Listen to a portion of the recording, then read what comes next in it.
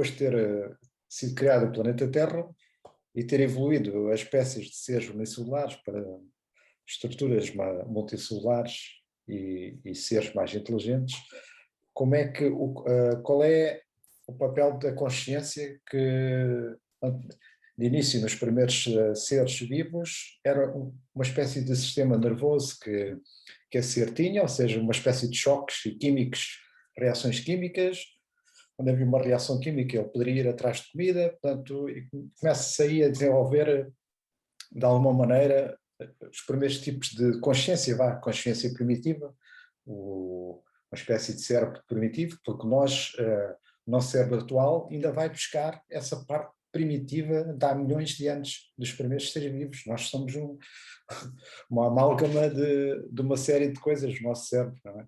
E então, há cerca de 500 milhões de anos, terá existido os primeiros cérebros que terão evoluído então de um sistema nervoso. Há cerca de 500 milhões de anos aparecem os animais vertebrados, esses já têm alguma estrutura, apresentam um cérebro que tem aquilo que eles chamam um tectum, que é o responsável por processar a informação dos sentidos, ou seja, os seres vivos têm uma visão, têm sons, conseguem ouvir sons, isso tudo é processado por essa estrutura no cérebro, chama-se o tectum.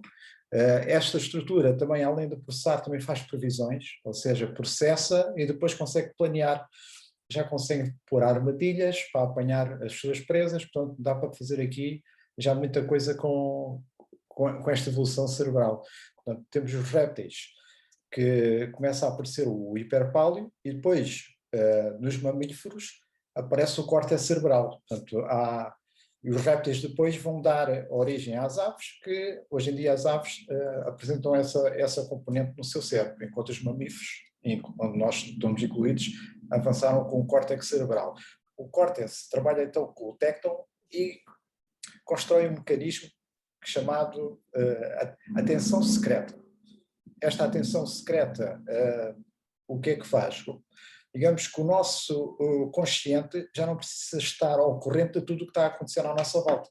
Vai usar memórias, vai usar este tectum e vai colocar esta máquina chamada atenção secreta, que é uma espécie de holofotes que vão apontar a uma série de coisas. Por exemplo, a um som que vem por trás, a um senhor que está a passar.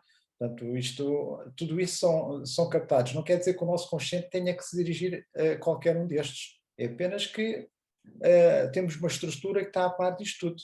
Pode ser necessário o nosso consciente ou o nosso subconsciente, como podemos depois ver mais à frente, pode avançar e parar aquilo que estamos a fazer para ocorrer a uma dessas atenções secretas, que merecem uma ação nossa. Portanto, mas, no fundo, a maioria deste aparelho faz com que nós não percamos o nosso foco em determinada coisa que estamos a fazer. Portanto, já é uma grande evolução este córtex. Digamos, também há alguns animais que também avançam com isso. Portanto, temos os chimpanzés também, os golfinhos. Eles conseguem perceber que no espelho aquele ser são eles próprios e sabem reconhecer outros seres como outras entidades diferentes. Fazendo a ponto agora para o nosso para o homem, o que é que acontece? Quando surge, há cerca de 70 mil anos, a linguagem, a nossa forma de comunicação, e justamente com a linguagem aparece então este autoconsciente que nós temos dentro de nós. Ou seja, nós temos um conhecimento do mundo que se passa à nossa volta, nós começamos a conhecer a morte, começamos a conhecer que nascemos. Portanto, o que nós sabemos é que o pensamento consciente está ligado essencialmente a duas partes do cérebro, não é? Mais concretamente ao córtex pré-frontal e ao córtex cingulado anterior.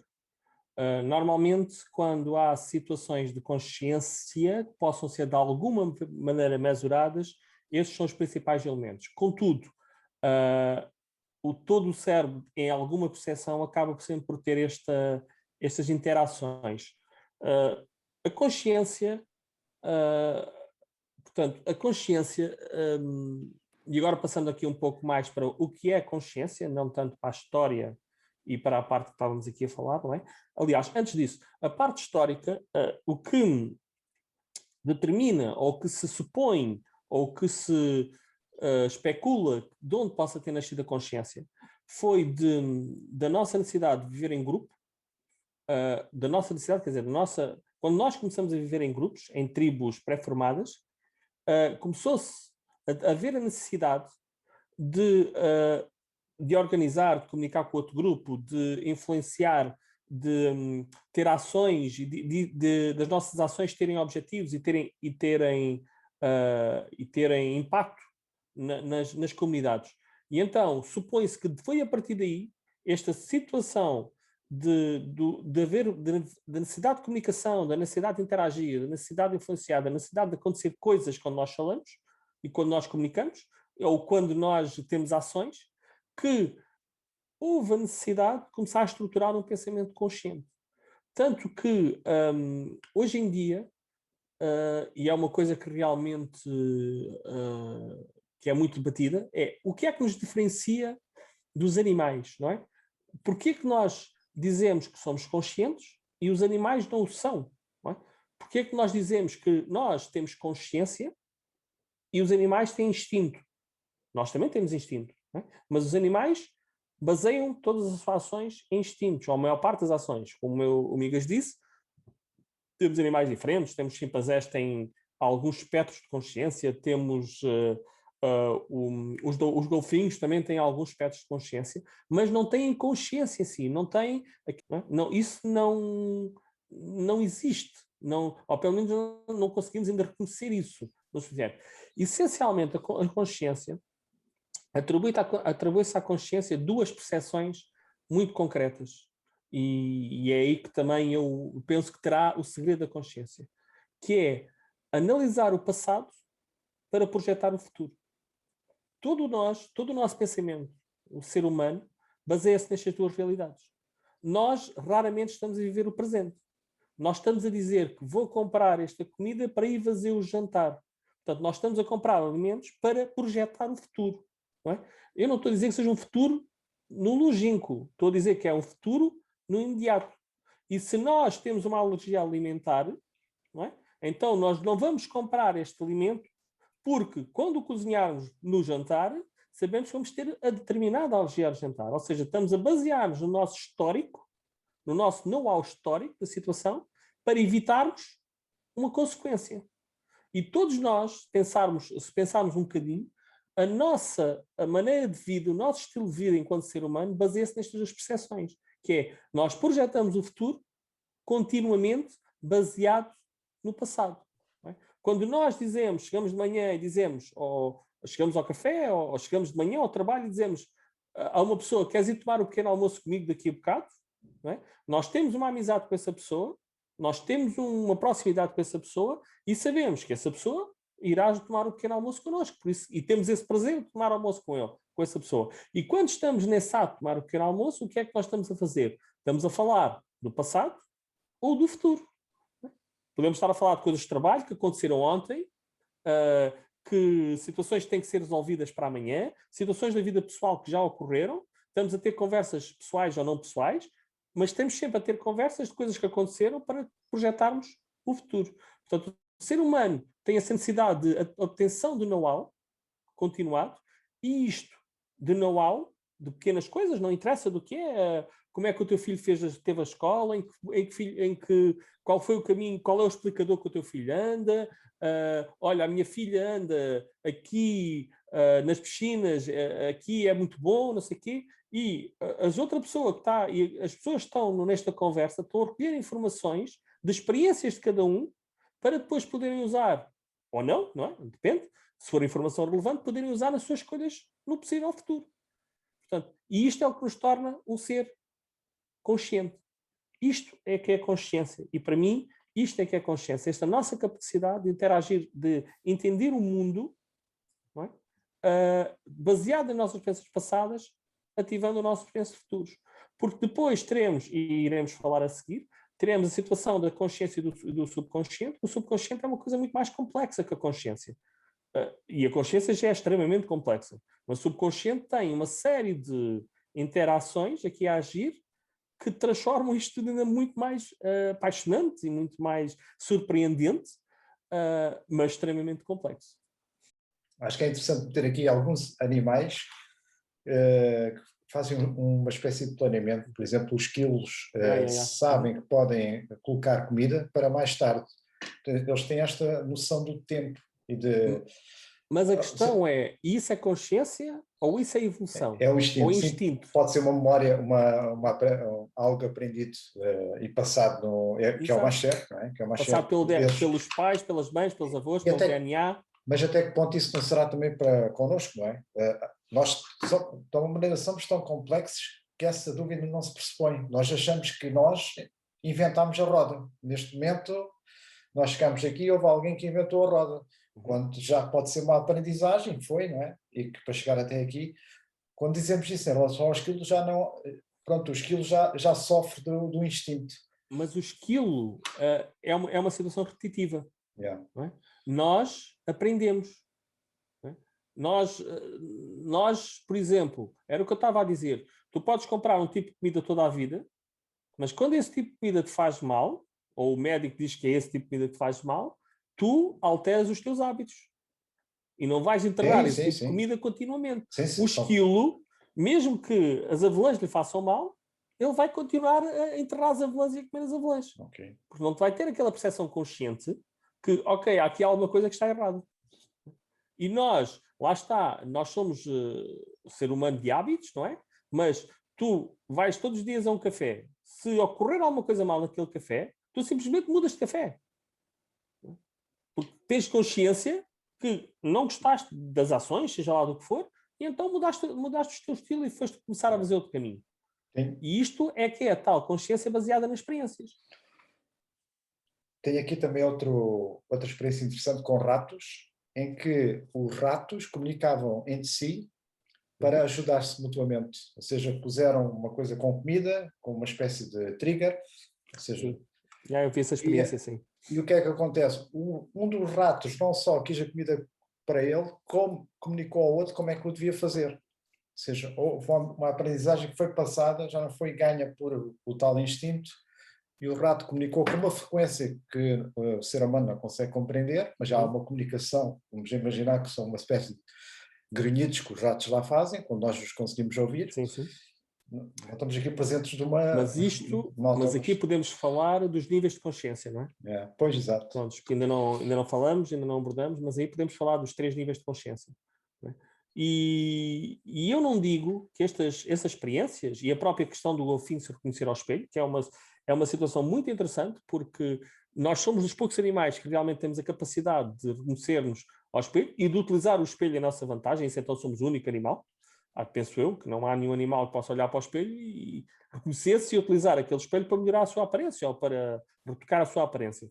Vou voltar um bocadinho atrás, não muito, que é também para perceber que desde que ganhamos esta autoconsciência que nos separa até mesmo dos golfinhos e dos chimpanzés, ou seja, desde que nós aprendemos este tipo de linguagem, aparentemente foi mais ou menos por volta dessa altura, nós ganhamos este self-awareness, esta autoconsciência bastante complexa, que ninguém ainda consegue explicar hoje. O que é que aconteceu?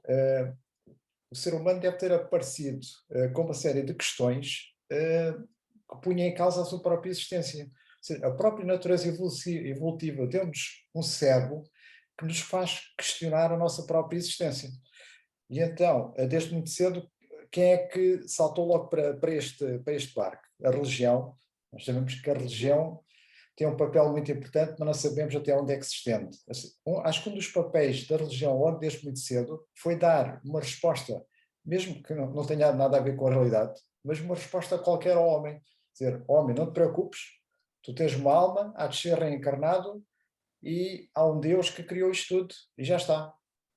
Já viste, só com estas duas ou três coisinhas baseadas na religião, todas as questões fundamentais que esta autoconsciência nos remete, tudo fica logo, já não precisamos questionar-nos. É impressionante como é que isto é para dizer que a seguir a uma evolução destas no cérebro, muito provavelmente em todos os seres vivos que sofram isto, passem a ser seres vivos inteligentes, devem ter também uma religião desde muito cedo. Quer seja estrelas, quer seja no sentido de explicar logo Faz sentido. das coisas mais simples, né? O que é que... Faz sentido, porque uma das coisas que evolui com a consciência é a necessidade de explicar a própria consciência, não é? Pois. Aliás, a consciência é uma coisa tão interessante e tão complexa que nós hoje estamos aqui, num podcast, a falar sobre a consciência porque estamos conscientes. Não é? Portanto, isto é quase um paradoxo já aqui, não é? Estamos a criar aqui um paradoxo. Porque nós temos a capacidade de questionar a própria consciência porque somos seres conscientes. E lá está. A consciência, no seu amplo geral, basicamente é a capacidade que nós temos, tanto a nível intelectual como emocional, de reconhecer as realidades exteriores ou interiores. Não é? E isso vai bater. A realidade exterior é quando temos um objeto, uma qualidade, uma situação qualquer que ocorre, podemos retirar isso, experiências para nós. E o interior é aquilo que estavas a dizer, que é a autoconsciência, o self-awareness. Yeah. O tu saberes que existes, o tu saber que estás, o tu saber que respiras, e poderes influenciar todas as ações. Porque a consciência é exatamente isso. É tão curioso e tão giro, não é? Porque realmente nós, através da consciência, é que evoluímos a nossa inteligência, é que evoluímos os nossos métodos, é que evoluímos a engenharia, é que criamos e descobrimos a roda, o fogo, etc. Tudo porque, passadas experiências, nós vimos alguma coisa acontecer e dissemos, olha, isto era giro, era se conseguíssemos fazer aquilo que a natureza fez. Não é? A questão do fogo, por exemplo. Yeah. E nós conseguimos replicar aquilo que fez porque tivemos experiências no sentido em que aconteceu alguma coisa. Portanto, se aconteceu, era possível. E então, evoluiu-se no sentido de ser possível e no sentido de se conseguir fazer aquela tipologia. A roda foi parecido, não é? Havia pedras redondas quadradas que não se mexiam. E as redondas mexiam-se. Eles diziam, olha, então mas espera, se calhar isto dava para fazer aquilo qualquer coisa, não é? Para meter aqui alguma coisa em cima, ou não sei o quê, e rolar. Pronto, e a partir daí inventou-se a roda, descobriu-se a roda. Se calhar o termo mais correto é o descobrimento da roda. Mas há aqui outra coisa que pronto, continuando a nossa conversa, não é?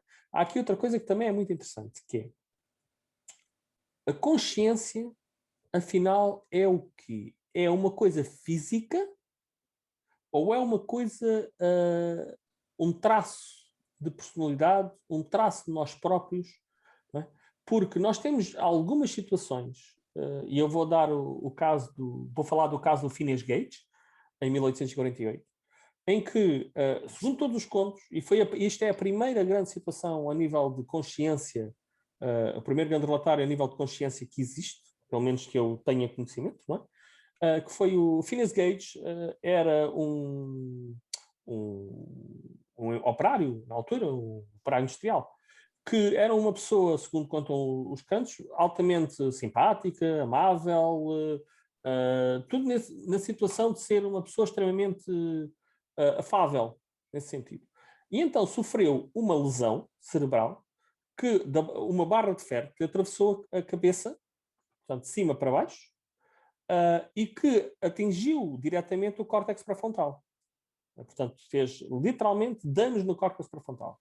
E aquela pessoa que tinha uma personalidade, e aqui eu estou a ligar já a personalidade à consciência, porque a nossa personalidade é moldada pela própria nossa consciência. Portanto, se nós somos, lá está, diz que uma pessoa que às vezes faz certas determinadas coisas não tem consciência. Não é bem assim. Não é? A nossa personalidade é que dita que façamos essas coisas sem que fira a nossa consciência moral, que é outro chavão, não é? Mas pronto, o Phineas Gage, então, levou com essa barra de ferro, atingiu-lhe o córtex pré-frontal e ditam os estudos que, a partir daí para a frente, tornou-se uma pessoa completamente diferente. Tornou-se uma pessoa extremamente calculista, tornou-se uma pessoa desconfiada, uma pessoa que enganava constantemente os outros. E aqui agora a questão coloca-se, não é? Pronto. Ele não deixou de ser consciente na sua parte natural do ser, mas se uma barra de ferro, uma situação fisiológica, tem uma alteração completa na personalidade do indivíduo, ou seja, altera-lhe a consciência na sua mais base da formação, então nós podemos concluir que a consciência é uma questão fisiológica também, ou não. Porque, na verdade, é isso. Quer dizer, eu falei agora um bocado que as duas partes do cérebro que realmente mais influenciam a consciência é o córtex pré-frontal e o córtex cingulado anterior. Se nós tivermos lesões nesses córtex, a verdade é que a nossa consciência é alterada. Os nossos valores, a nossa moral, não é? que basicamente fazem, que é o que faz o nosso eu, que é quem nós somos. E o nosso quem nós somos é a nossa consciência. Porque quando nós dizemos que eu sou assim, ou que eu tenho este tipo de personalidade, ou sou este tipo de pessoa, nós estamos exatamente a reportar que tipo de consciência nós temos. Qual é a tipologia, qual é o nosso molde consciente, qual é o nosso molde, afastando um pouco a consciência, qual é o nosso molde intelectual e qual é o nosso molde emocional. E isso é o que faz nós um ser consciente.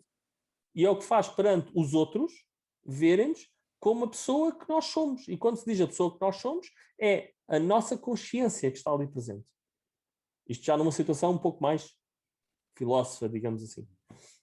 Portanto, acho que desde o Charles Darwin, quando descobriu então a teoria da evolução das espécies, a partir daí a biologia entrou em peso também para verificar, afinal, o que é a consciência. Se nós já sabemos que, afinal, todas as espécies evoluíram de algo, os nossos órgãos também, possivelmente também evoluíram, até a biologia atirou-se também para descobrir. Até aí eram os filósofos, tínhamos o Descartes, o Hipócrates, o Delphico, uma série deles que apresentaram, exato, Aristóteles, pronto, bastantes, Platão, Sócrates, que teorizaram para saber então o que é que nós éramos e apresentaram teorias que duraram séculos e séculos até serem suplantadas. Então o Charles Darwin também acaba por dar aqui um contributo à consciência para tentar fazer que os biólogos também façam estudos dentro do nosso cérebro. E a ciência indica que temos um cérebro e temos um cerebelo. O cérebro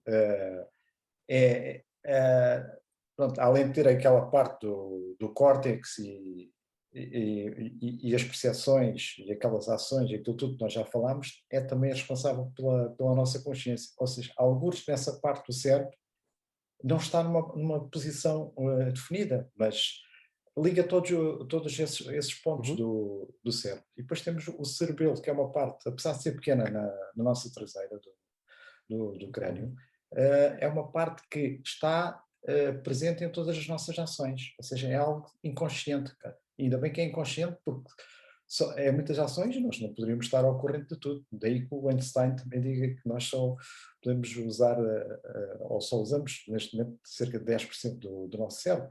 Portanto, em todas as nossas ações, por exemplo, não sei se... Usamos de forma consciente. 10%, sim. Por exemplo, um exemplo, quando nós estamos a ir de carro, para uma viagem rotineira, por exemplo, para casa, do trabalho para casa, muitas vezes chegamos lá e dizemos, epá, como é que eu cheguei aqui? Quem é que nos levou até ali? Às vezes nem sequer é o nosso consciente, e a maioria das vezes, mesmo quando nós pensamos que estamos conscientes, aquilo já é tão rotineiro que a maioria das ações que estão a ser tomadas naquela condição, até são feitas pelo nosso subconsciente.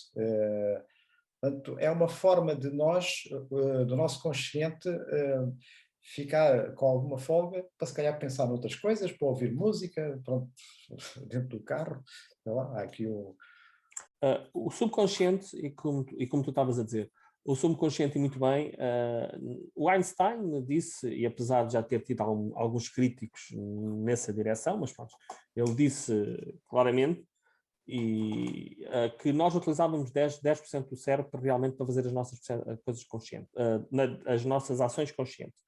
Contudo, não deixamos de utilizar os 100% do cérebro, não é?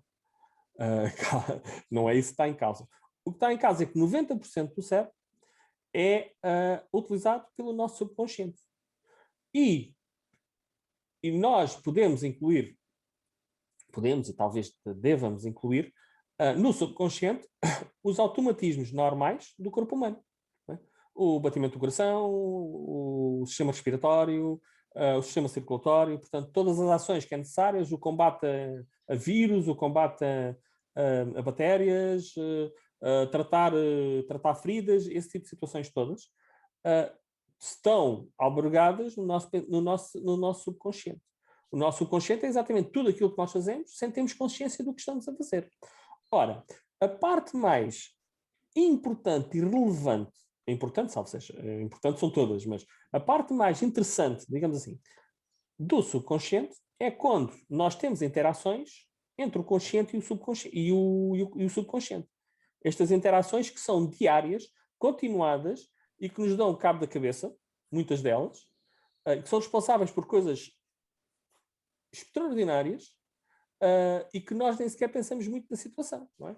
Porque, vamos lá ver, a separação nesta situação entre consciente e subconsciente, o que normalmente se liga é o consciente, é muito ligado quando nós temos aqueles períodos de concentração máxima no trabalho, em realizar uma tarefa, em realizar qualquer coisa, que estamos altamente concentrados, compenetrados no assunto, portanto, e pode-se dizer que estamos com um pensamento altamente analítico, preciso e desconfiado das ações.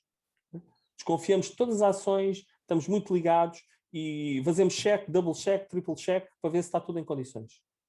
Mas 99% da nossa vida não é tomada nesse sentido. Não é? É tomada em ações que nós, muitas vezes, nem sabemos de onde é que vem.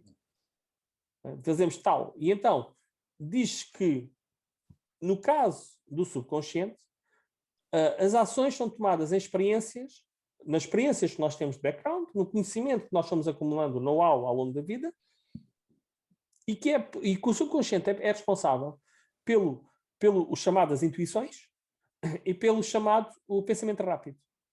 Ora, a nossa vida toda é feita exatamente de pensamento rápido e intuições. Por isso é que nós, a nível das ilusões de ótica, somos continuamente enganados, porque o nosso cérebro está programado para fazer uma coisa muito simples, que é ver a primeira vista, interpretar o que está a ver à primeira vista e encher os espaços em branco, fill the blanks. Portanto, se o cérebro vê uma determinada coisa, então, se o cérebro, quer dizer, se nós estamos a ver uma determinada ação e pensamos que estamos conscientes dessa ação, nós não estamos. Porque ao mesmo tempo que estamos a ver essa ação, o nosso subconsciente faz kikim, entra e diz, ok, para esta ação eu tenho estas experiências todas, portanto, a probabilidade é que esta seja a ação que tu estás a ver. Tanto que se diz, que há uma corrente que diz, que nós nunca vemos a realidade das coisas. Nós vemos a realidade que o nosso subconsciente nos apresenta. E isso é muito visível na magia, é muito visível, como eu disse, nas ilusões de óticas, nas situações de ilusões de óticas, em que nós estamos continuamente a cair na mesma situação. Porque, apesar de muitas vezes sabermos o que já é, à primeira vista não conseguimos, caímos sempre, depois é que pera, que eu já me disse, deixa-me lá concentrar, ok, isto está aqui uma escada, está não sei o quê, está esta situação assim. E o nosso subconsciente interage connosco de forma continuada. Né? E de forma... nós temos um raio de experiências e um raio de pensamentos continuados. E isto, claro, tem a ver com uma coisa muito simples, não é? Que o nosso subconsciente evoluiu para identificar os perigos.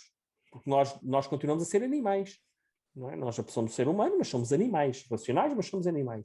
E o nosso subconsciente continuou a evoluir para a situação de segurança.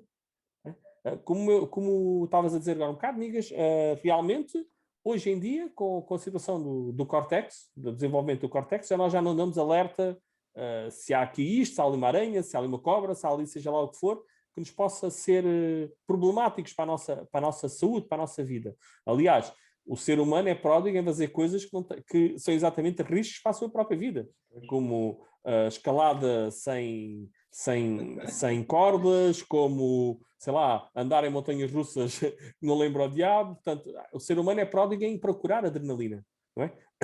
E o nosso subconsciente, as nossas experiências de toda da humanidade, aconselharia a evitar esse tipo de situações, porque são perigos para a vida, não é?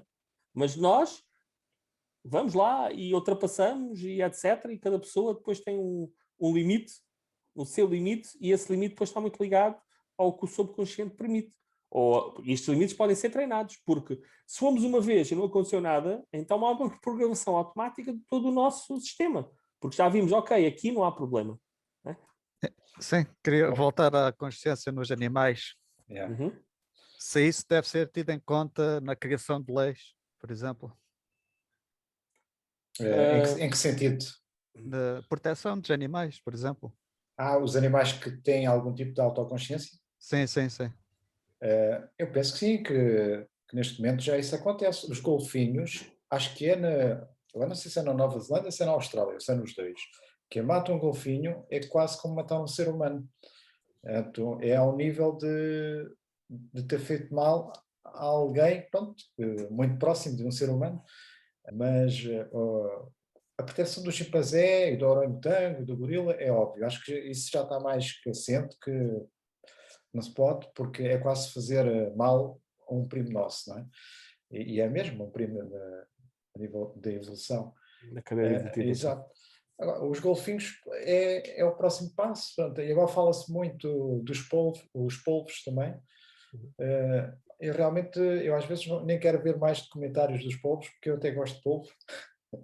E realmente aqueles animais têm uma inteligência que ainda não, a compreensão humana, a biologia, naquele caso, ainda está a processar, porque eles, por exemplo, usam pedras para correr debaixo d'água. Portanto, como toda a gente sabe que a pressão da água faz a gente vir à superfície, e o polvo vai, apanha uma pedra para se tornar mais pesado e começa a correr na areia. Depois apanha uma concha enorme e esconde-se lá dentro para planear uma armadilha. Pronto, e sabemos que também chora. Mas quando olhamos para um animal daqueles, ao início é muito complicado nós dizermos, este animal é um animal inteligente, olhando para um polvo, não é? Se realmente conseguimos mover-nos para situações de sustentabilidade ambiental e de sustentabilidade animal, para comidas substituições de animais, que aí sim comecemos a deixar de fazer as atrocidades normais aos animais que neste momento nos alimentamos, e aí pode criar uma consciência generalizada que os animais são mesmo para viverem e estarem bem e apenas fazer a sua vida e não para serem explorados enquanto alimento. Só assim é que nós vamos evoluir para uma situação em que as leis irão acompanhar a questão dos animais.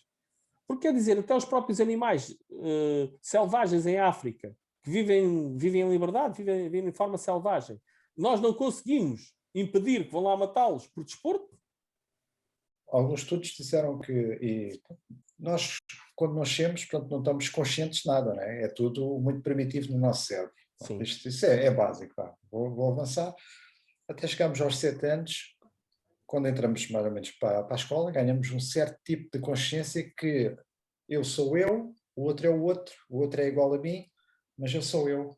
Pronto, existe logo aí o eu sou eu e tenho que conviver com os outros, o que é que os outros acham de mim, portanto, uma série de coisas que até pode ser antes. Isto é só um mundo para ficarmos mais ou menos com uma ideia, são os indicadores em média. Depois, por volta dos 13 anos, o ser humano descobre que atinge o expoente da sua autoconsciência. Começa a questionar tudo e mais alguma coisa. É também aqui que nascem muitos problemas mentais da adolescência. Portanto, a criança que passa então para a fase adulta, mas o próprio cérebro também atinge o seu poder máximo, ou seja, desbloqueia tudo aquilo que tem para oferecer à nossa espécie, as questões existenciais, lá está, e hoje em dia os jovens propriamente não seguem uma religião, não é? Ou seja, são um bocado atirados para uma corrente se os pais não os conseguem agarrar. Portanto, há aqui hoje em dia muitas dificuldades. Depois temos a questão da informação, da internet, portanto, muita quantidade de informação. Portanto, temos um cérebro aqui a fervilhar com uma série de questões da existência. Quem sou eu? Quem é que eu quero ser? Isto vai ter um fim? Portanto, as coisas que só a nossa espécie consegue ter, não, que nós, até agora que nós conhecemos, não é?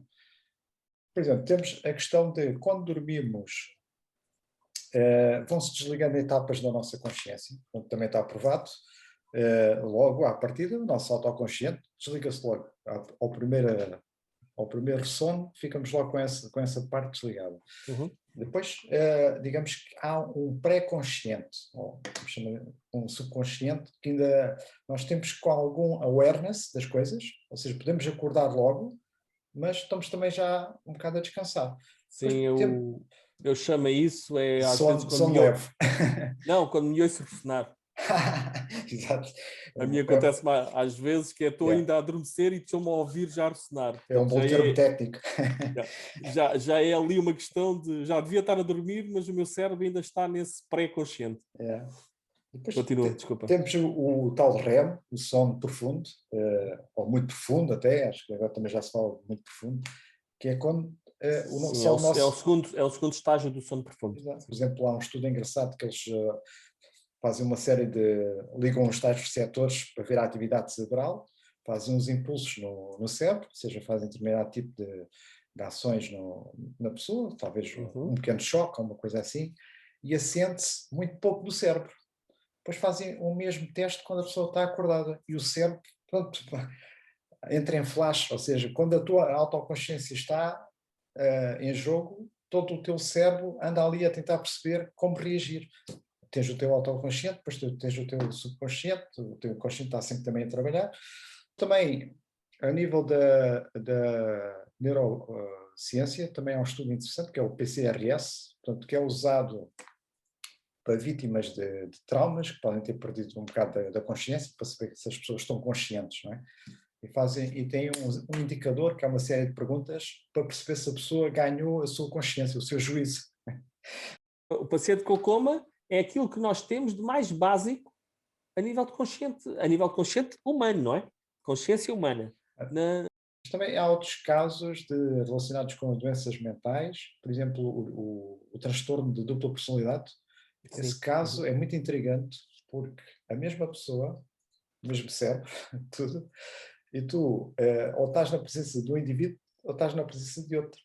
E exatamente, eles partilham experiências diferentes. O mesmo cérebro, quando está na presença do indivíduo B, dá as experiências do indivíduo B. Claro que o subconsciente, de certeza que ajuda bastante, né, com aprendizagens de um e do outro, mas ao nível do consciente, eles vão buscar coisas, lá está, construir personalidades completamente diferentes, umas e do outro. Mas aqui depois leva-nos a questionar, então o que é o consciente, não é? A consciência nós já estamos a ver que é é um prato muito grande, que cabe muita coisa cá dentro. Um saco muito grande mesmo. Agora, o consciente é outra coisa completamente distinta. Né? O consciente é aquilo que nos faz nós próprios, é as nossas escolhas. Portanto, somos conscientes ou não.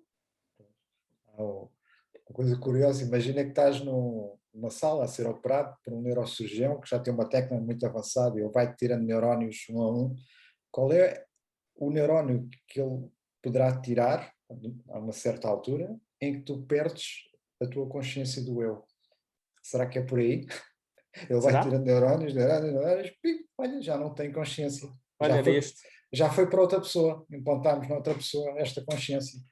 Será que poderá funcionar assim? Eu acho, não sei. Não, eu acho que há qualquer coisa mais misteriosa. Sim, sim. Que não é...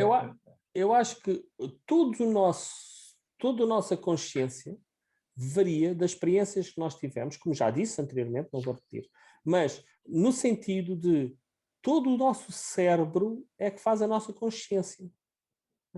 Todo o nosso cérebro, como eu disse agora um bocadinho, se nós tivermos uma parte do cérebro danificada, se for o sítio certo, aliás, nós no outro dia falávamos, quer dizer, se houver a pancada certa, no sítio certo, na parte de trás do cérebro, não é? Exato. Quer dizer, um gajo que nunca soube música, de repente pode virar um gênio.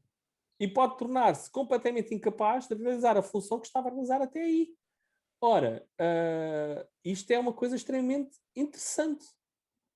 Porque se houver um dano físico ou um dano que estimula uma determinada parte do cérebro, isso altera a nossa percepção da consciência que nós tínhamos até aí. Essa pessoa que nunca soube tocar nada na vida e não passa a ser um gênio e de repente deixa de saber tudo aquilo que aprendeu durante anos. Exato. E, não é?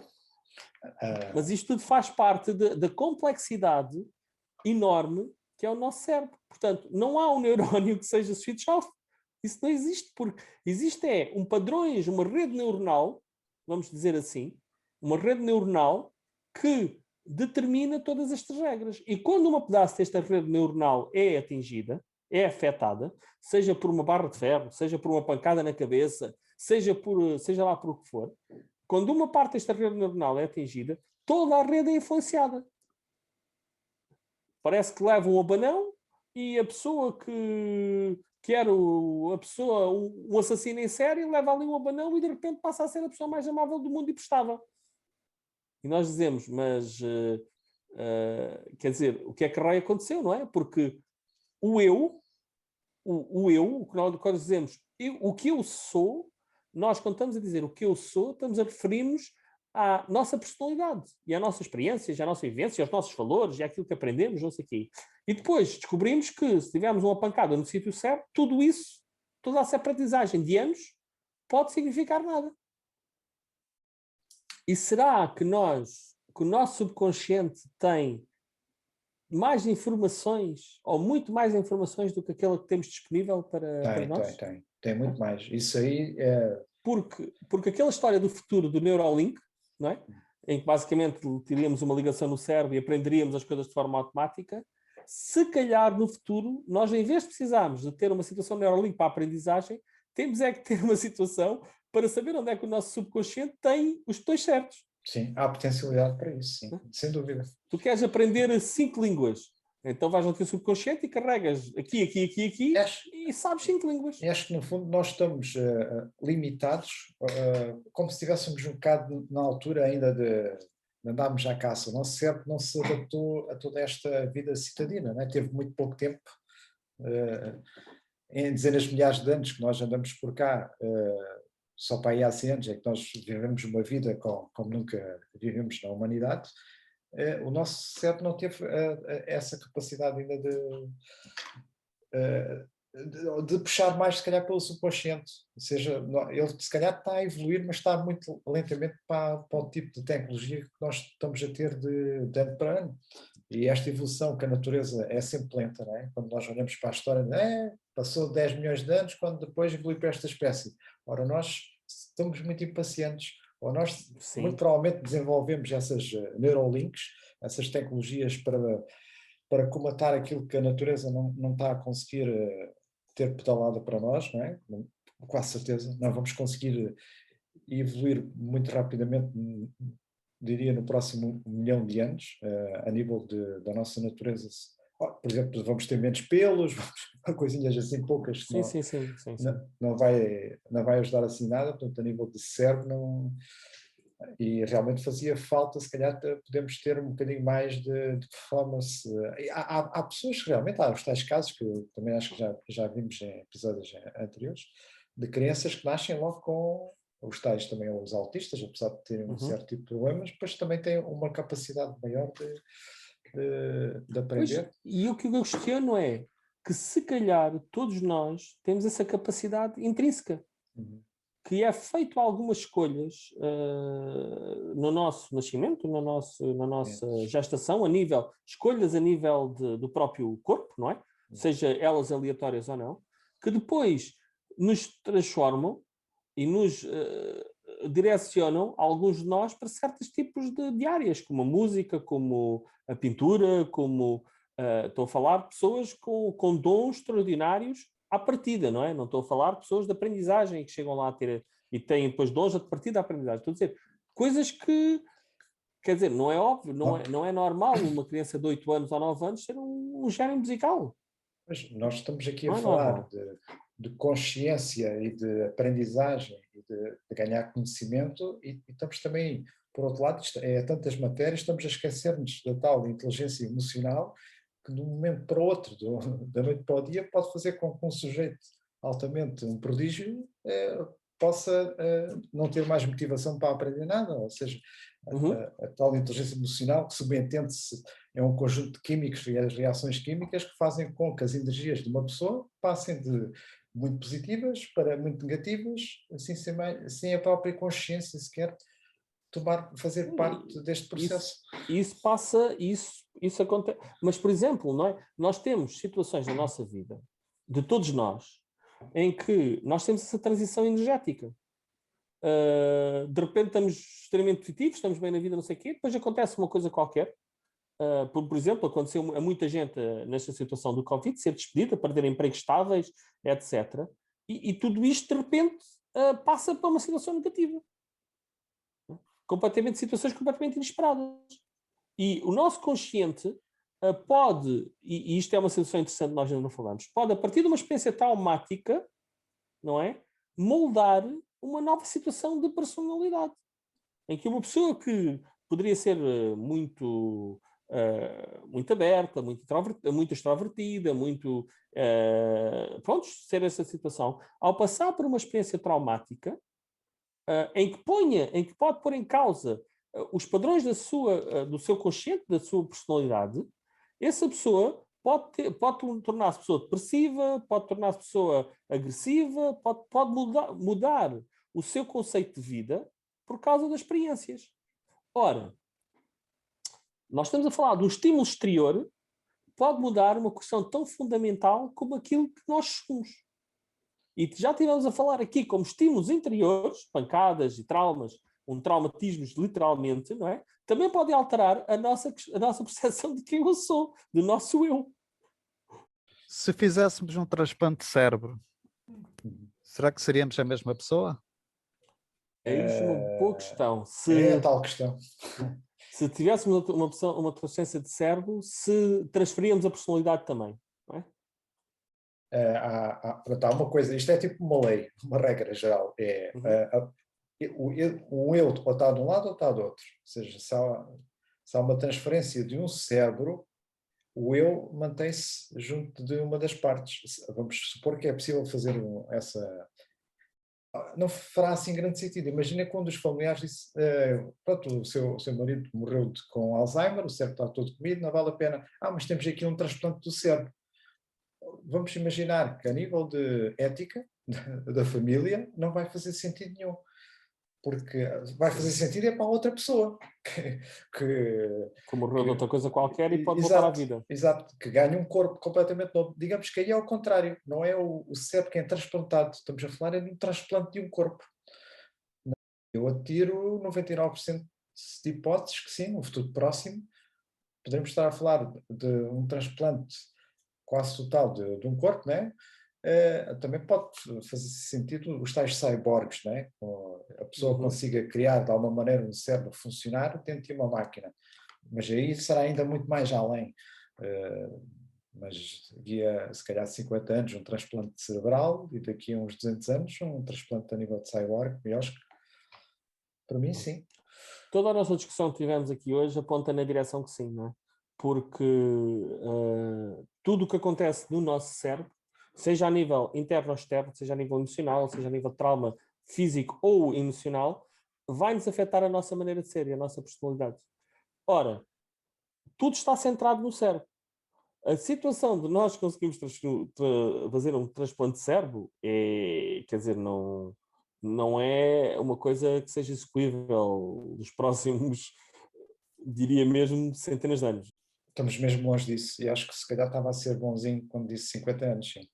Porque há um problema que é a anosognosia, que acontece, por exemplo, quando a consciência, quando tu perdes, por exemplo, um olho ou um membro, a consciência tem dificuldades em perceber que perdeste esse membro.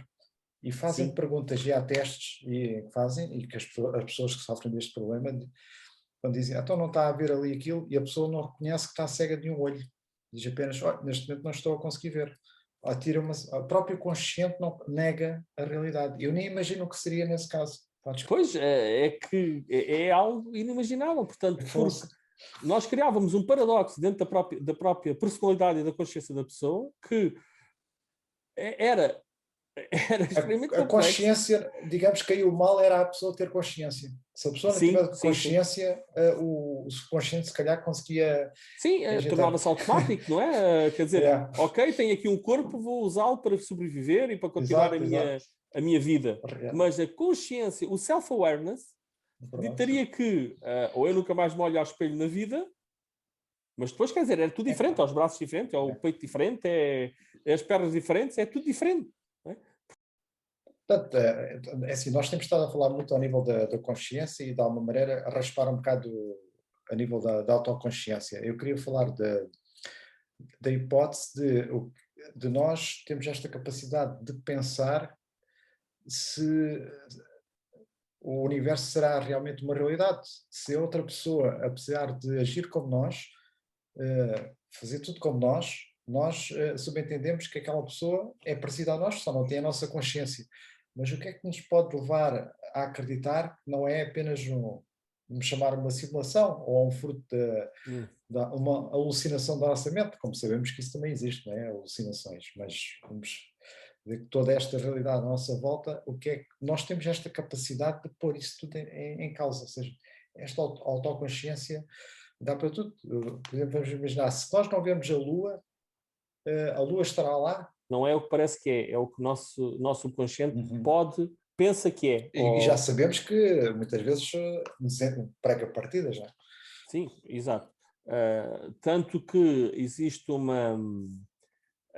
umas coisas muito curiosas que se podem fazer, que é, e que todos nós fizemos um bocadinho de reflexão, chegamos lá, sempre, que é, há coisas que nós estamos tão crentes, que as coisas são de uma determinada maneira, seja um formato de uma fruta, seja uma situação pessoal, seja uma situação profissional, que por mais que tenhamos provas em sentido contrário, nós nunca torcemos, vamos sempre por aquela situação. Não é? Portanto, isto é uma teima do nosso subconsciente a nível intuitivo que nos está sempre a apontar na mesma situação. A questão se isto tudo não passa de uma simulação ou se estamos a ver a Lua, esta parte é muito difícil de conceber, porque todo o nosso peso do nosso cérebro, os tais 90% ou mais, até o nosso próprio consciente está contra nós. Diz-nos, não sejas parvo, mas que questão é essa? Não é bem essa, não é? Eu diria que nós somos a provas secundárias, e as provas secundárias que nós podemos ir procurar é nos animais. São seres que não têm o nosso nível de consciência, não é? Que não estão no nosso padrão de consciência, portanto, são mais puros do que nós. Têm a pureza exatamente de agirem conforme os estímulos que têm externos, conforme gostarem do dono, conforme não gostarem do dono, conforme precisarem de procurar alimento, conforme serem vadios ou domésticos, conforme serem bem ou maltratados. Portanto, eles agem da maneira do seu instinto de sobrevivência, não é? E acabam por ser as nossas provas laterais.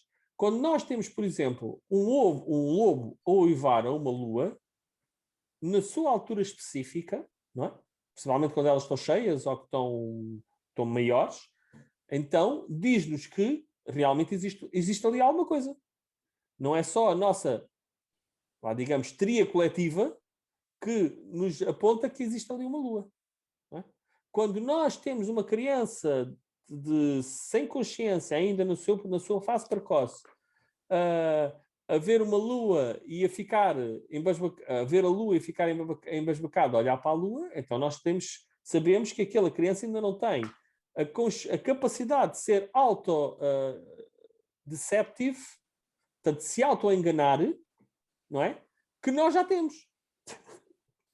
Portanto, ou seja, nós temos que ir à pureza, e quando vamos à pureza nós vemos comportamentos similares a situações que nós vivemos no dia-a-dia. Portanto, e aí a teoria da simulação seria muito gira, uma teoria tipo Matrix seria, seria uma coisa muito gira. Nós temos apenas uns seres que estamos aqui quase a viver, entre aspas, mas a viver dentro do jogo de computador, operados ou para... Eu faço a questão da seguinte forma, mas não sei se acreditas que um dia qualquer nós conseguimos criar uma máquina que possa ter consciência. Tipo, ok, mas isso é diferente. Ou seja, pronto, e depois já voltamos aqui. Será que Isto é diferente, não é?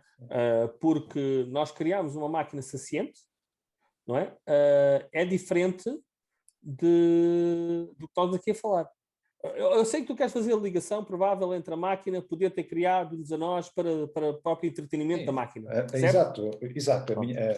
A minha questão é, se nós podemos um dia criar essa máquina, o que é que impossibilita nós já temos sido criados e sermos essa máquina? Ou seja, essa questão depois, já é difícil nós podermos pensar que conseguimos criar uma máquina consciente um dia desses, né? Mas depois, se conseguirmos, coloca-se uma questão.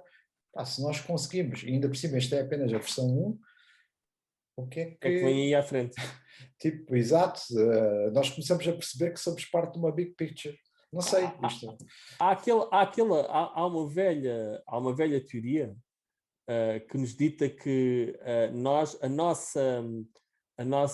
o nosso poder de decisão e de poder influenciar a nossa vida é ilusório. Há esta velha teoria que a nossa vida está basicamente pré-planeada, que independentemente dos caminhos que nós possamos optar, nós iremos sempre bater no mesmo sítio.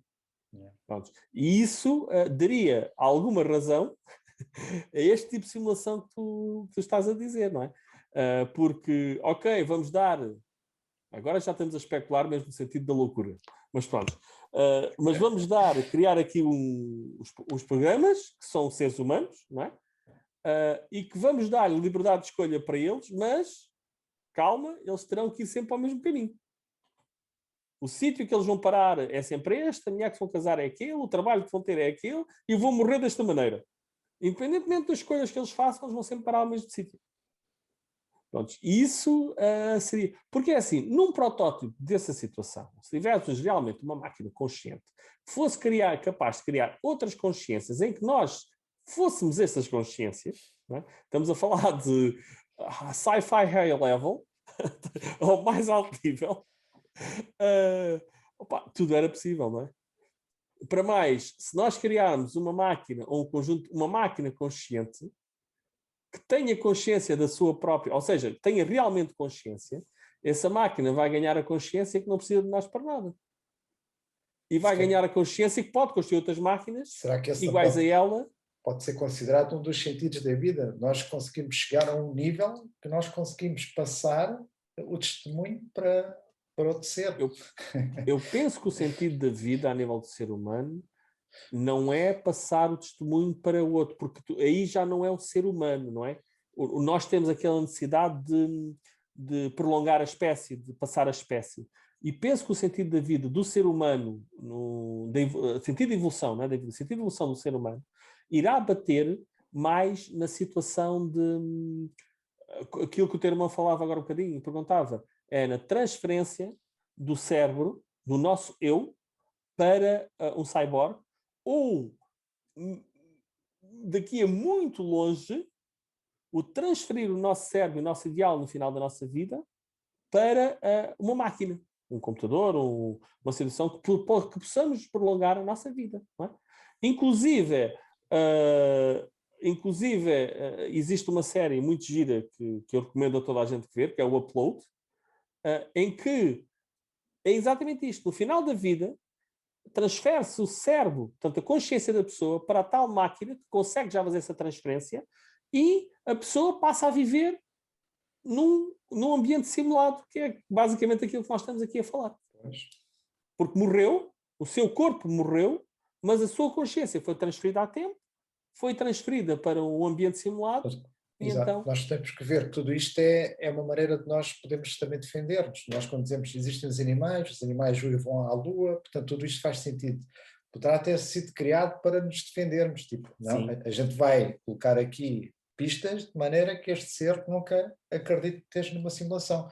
Ele vai pensar que há um animal que o vai à Lua, vai pensar que, pronto, que todas aquelas coisas fazem sentido, porque há muitas delas encadeadas, mas tudo isso pode ter sido também atirado para distrair, não é? Eu vou ser claro, antes de mais, eu não acredito naquilo que nós estamos aqui a falar, não é?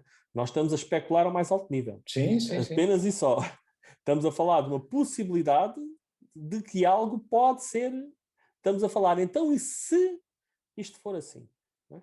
Porque eu penso que a nossa fronteira a nível da parte da inteligência artificial, e penso que será uma fronteira que o homem não sei se vai alguma vez quebrar, por uma questão de autopreservação, é construir realmente, chegar ao ponto de realmente construir uma AI, uma inteligência artificial, completamente consciente. Eu não digo que não construa uma inteligência artificial, e isso vai construir de certeza, em breve, que seja capaz de aprendizagem e de aprender e de não precisar do ser humano para a sua evolução.